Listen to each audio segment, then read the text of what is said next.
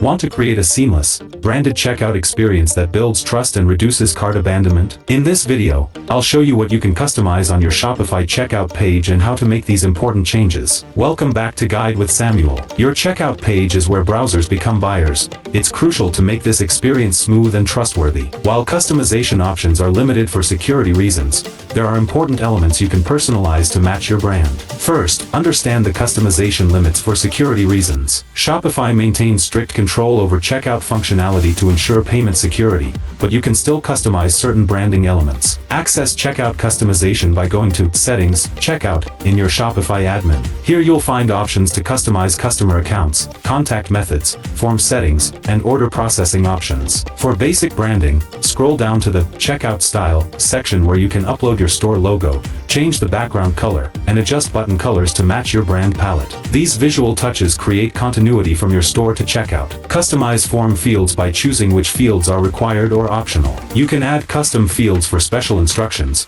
remove unnecessary fields to streamline the process, and control whether customers check out as guests or must create accounts. A crucial pro tip: if you're on Shopify Plus, you have access to advanced checkout customization using liquid code. For other plans, focus on optimizing what's available, test different button colors, simplify the form as much as possible, and ensure your return policy is clearly linked to build trust during the final purchase step. And just like that, you've optimized the most important page in your conversion funnel. A branded, streamlined checkout experience can significantly reduce abandoned carts and build customer confidence. If this guide helped you create a more trustworthy checkout process, please give it a like. What's one change you made to your checkout that improved conversions? Share your wins in the comments below. For our final tutorial in this series, subscribe for our guide on how to add custom content in your Shopify theme. Thanks for watching.